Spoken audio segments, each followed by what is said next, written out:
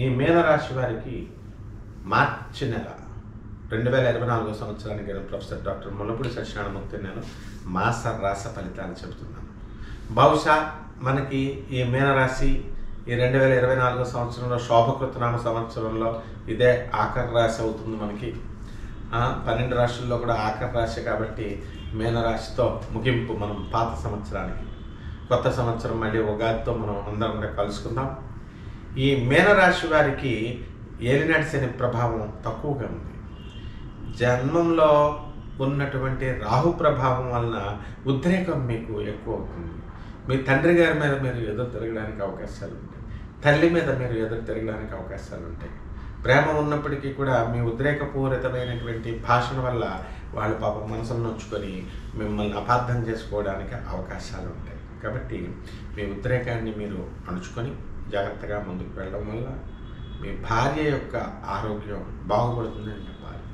ఎందుకని మీరు మీ తల్లిదండ్రులతో టెన్షన్ పడుతుంటే, గొడవలు పడుతుంటే ముందు ఈమె కంగారు పడి ఈమెకి బీపీలు తెచ్చుకొని ఈమె షుగర్లు తెచ్చుకొని మళ్ళీ హాస్పిటల్ బిల్లు మీరే కట్టాల్సి వస్తుంది.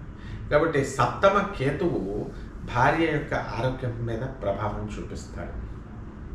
అలాగే ధనస్థానంలో ఉన్నటువంటి గురు ప్రభావం వలన మీకు ధనాదాయాలు మార్గాలు పెరుగుతాయి. కొత్త కొత్త వ్యాపారాలు మీరు ప్రారంభిస్తారు. కొత్త కొత్త వ్యక్తులు మీకు పరిచయం అవుతారు. ఆ పరిచయాల వల్ల మీకు అనేకమైనటువంటి లాభాలు మీరు కలుగుతాయి. ఈ మీనరాశి వారి మార్చి నెలంతా కూడా చక్కగా వినోద కార్యక్రమాల్లో బంధుమిత్రులతో గడుపుతారు. చక్కగా మీ పిల్లల యొక్క బర్త్డే ఫంక్షన్స్, అలాగే ఎక్స్కర్షన్స్ ఇవన్నీ కూడా మీరు మీ ఫ్రెండ్స్తో వెళ్ళడం జరుగుతుంది. కాబట్టి ఈ యొక్క మీన రాశి వాళ్ళు ఎవరైతే ఉన్నారో ఇంతవరకు స్థలాలు కొన్నటువంటి వాళ్ళంతా కూడా స్థలాలు కొంటారు. అలాగే ఇల్లు కొన్నటువంటి వాళ్ళు ఇల్లు కొంటారు.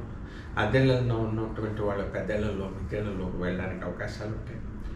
ఒక్క మనశ్శాంతి తప్ప అన్నీ మీకు దొరుకుతాయి. ఈ యొక్క ఏలినాటి శని ప్రభావంలో ఆ మనశ్శాంతిని మనం ఆశించకూడదు. కాబట్టి ఈ యొక్క మీనరాశి వాళ్ళు ఉద్యోగాల విషయంలో, వృత్తి వ్యాపార ఉద్యోగ విషయాల్లో మీకు డిస్టర్బెన్స్ అనేటటువంటిది ఉండదు. చక్కగా ముందుకు మీరు వ్యాపారాలు ఇవన్నీ కూడా సాధిస్తారు. డబ్బులు వస్తాయి. అలాగే మీరు వర్క్ ఫ్రమ్ హోమ్ నుంచి చేస్తున్నటువంటి వాళ్ళంతా కూడా మీకు హెడ్ క్వార్టర్స్ నుంచి మిమ్మల్ని పిలవడం జరుగుతుంది. కాబట్టి సమాయత్తం అవ్వండి. విదేశాల కోసం ఎన్నో సంవత్సరాలుగా ఎదురు చూస్తున్నటువంటి వాళ్ళంతా కూడా మరి సప్తమ కేతు ప్రభావం వలన మీరు విదేశాలకు వెళ్ళడానికి అవకాశాలు ఉంటాయి. కాబట్టి ఈ యొక్క మీనరాశి వాళ్ళకి అన్ని విషయాల్లో కూడా బ్రహ్మాండంగా ఉంది. మీ సంతాన విషయంలో మీకు సంతోషాన్ని, మీ పిల్లలు సాధించినటువంటి చిన్నపిల్లలైనా వాళ్ళు సాధించినటువంటి విజయాలు మీకు సంతోషాన్ని కలగజేస్తాయి. మీ చిన్నపిల్లలైతే మీ పిల్లలు చేసేటటువంటి అల్లరి మీకు సంతోషాన్ని కలగజేస్తాయి. కాబట్టి బంధుమిత్రుల అందరి పెళ్ళిళ్ళు మీరు చేస్తారు.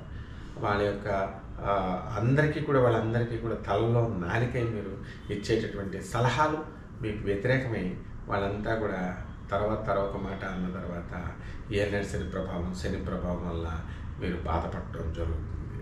అయినప్పటికీ కూడా మంచి చేసేటప్పుడు చెడు వచ్చినా పర్వాలేదు, మిమ్మల్ని చెడుగా అనుకున్నా పర్వాలేదు.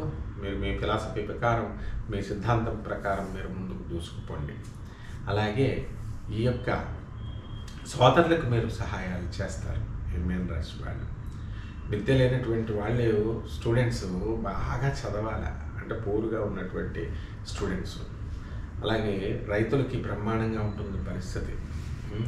ఇక రెమెడీస్ దగ్గరికి వచ్చేసరికి మరి రాహు జపం చేయండి, రాహు స్తోత్రాలు చేయండి. రాహుకి కిలోంపావు మినుముల్ని ఆవు పేడ రంగు ఉన్నటువంటి వస్త్రాన్ని ఇచ్చి పేద బ్రాహ్మణులకి శనివారం నాడు ఉదయం 8 గంటలకి దానం చేయండి.